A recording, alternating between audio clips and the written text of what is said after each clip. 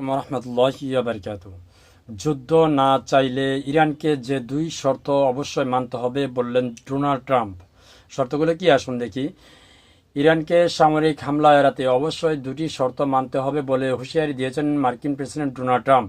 তিনি স্পষ্ট করে জানিয়েছেন, প্রথমত ইরানকে কোনো পারমাণবিক কর্মসূচি থাকতে পারবে না এবং দ্বিতীয়ত বিক্ষোভকারীদের হত্যা বন্ধ করতে হবে দেশটিকে।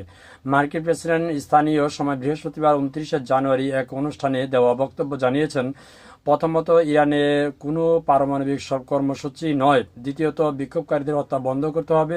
হাজার হাজার মানুষকে হত্যা করছে তারা। কেন ভাই?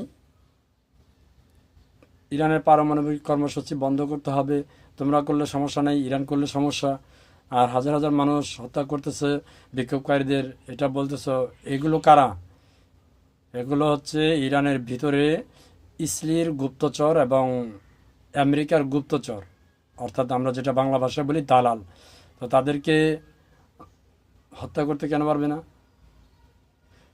সেটা শুধু ইরানের জন্য নয়, সারা বিশ্বের যে দেশে বাহির দেশের গুপ্তচর বা দালাল থাকবে সেই দেশে সবাইকেই ধরে উচিত শিক্ষা এবং উচিত বিচার করতেই হয়, আর তা না হলে সেই দেশের সার্বভৌমত্ব কিন্তু হুমকির মুখে পড়ে যায়। যেমন আমি আপনাদের বলি, বাংলাদেশে যে সমস্ত রয়ের এজেন্ট আছে বা বিভিন্ন দেশের এজেন্ট আছে, তারা কি ওই দেশের নাগরিক? না, এই বাংলাদেশেরই নাগরিক।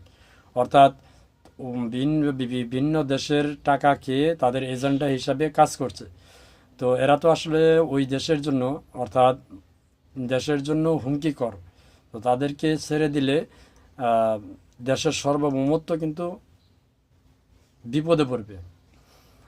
তো আসুন তারপরে দেখি। ট্রাম্প আরও বলেন, এই মুহূর্তে ইরানের দিকে এগোচ্ছে আমাদের অনেক বড় এবং অত্যন্ত শক্তিশালী জাহাজ। আমরা যদি সেগুলো ব্যবহার না করে পরিস্থিতি সামাল দিতে পারি তাহলে সেটাই হবে সবচেয়ে ভালো। ইরানের পারমাণবিক কর্মসূচি নিয়ে গত কয়েক সপ্তাহ ধরে নতুন একটি চুক্তিতে পৌঁছাতে তেহরানের উপর চাপ বাড়িয়ে আসছে ওয়াশিংটন। ট্রাম্পের এমন বক্তব্য সেই প্রেক্ষাপটেই। এদিকে ইরানের সেনাবাহিনী মুখপাত্র ব্রিগেডিয়ার জেনারেল মোহাম্মদ আকরামি ইনিয়া হুঁশিয়ারি দিয়ে বলেছেন, শত্রুপক্ষের যে কোনো শর্তমূলক পদক্ষেপ বা ভুল হিসাবে জবাব তাৎক্ষণিক বা বাস্তব সময়ে দেওয়া হবে। তিনি স্পষ্ট করে বলেন, মার্কিন বিমান বাহিনী রণতরীগুলো ইরানের ক্ষেপণাস্ত্র, বিশেষ করে হাইপারসনিক ক্ষেপণাস্ত্রের সামনে ঝুঁকিপূর্ণ।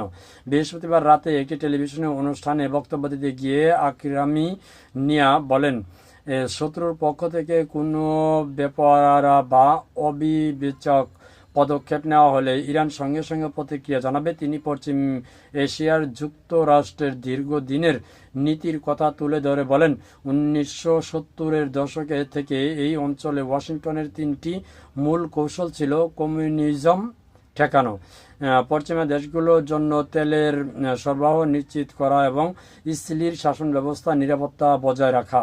তিনি আরও জানান, 11 সেপ্টেম্বর ঘটনার পর যুক্তরাষ্ট্রের আঞ্চলিক নীতিতে আংশিক পরিবর্তন আসে এবং পরিবর্তিতে তা 2026 সালে জাতীয় নিরাপত্তা কৌশলে অন্তর্ভুক্ত করা হয়। এই নথি আমেরিকার মহাদেশে যুক্তরাষ্ট্র উপস্থিতিকে অগ্রাধিকার দেওয়া হলেও ইসরায়েলি নিরাপত্তা নিশ্চিত করার অঙ্গীকার বহাল রাখা হয়েছে বলে উল্লেখ করেন তিনি। আসলে সব কিছু মিলিয়ে ইরানের উপর একটি খুব বড় ধরনের চাপ আসছে। আর মার্কিন প্রেসিডেন্ট ডোনাল্ড ট্রাম্পের কথা তো বিশ্বাসযোগ্যই নয়, কারণ তিনি এক এক সময় এক এক রকম কথা বলে থাকেন। কিছুদিন পূর্বেও ইরানে হামলা করার সোজাসুজি বরাবর নির্দেশ দিয়েছিলেন।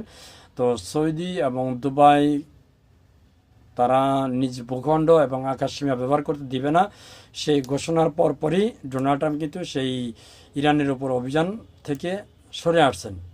কিন্তু ওই যে ইগো প্রবলেম ডোনাল্ড ট্রাম্পের, সেজন্য আবার যুদ্ধজাহাজ পাঠাচ্ছে। অলরেডি মধ্যপ্রাচ্যে আমেরিকার বড় বড় যুদ্ধজাহাজ এসে হাজির হয়েছে এবং আরও বড় ধরনের আরেকটা যুদ্ধজাহাজ অলরেডি রওনা দিচ্ছে মধ্যপ্রাচ্যের দিকে।